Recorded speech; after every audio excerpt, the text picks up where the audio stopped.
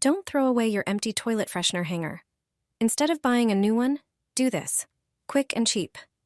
Grate a bar of soap, preferably glycerin soap. It creates a thick, foamy base and dissolves slowly, making the effect last longer.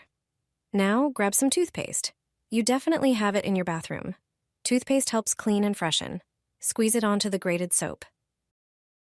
Then add some laundry scent beads for a strong, fresh fragrance. Add a few tablespoons of baking soda, something you always have at home. It neutralizes odors and helps keep the toilet clean. Mix everything well until you get a firm mass. Form small balls and place them inside the empty hanger. You can also press the mixture directly inside. Hang it on the toilet bowl and flush as usual. Your toilet will stay clean, fresh, and pleasantly scented, without spending money on store-bought products. Eco-friendly, budget-friendly, and effective.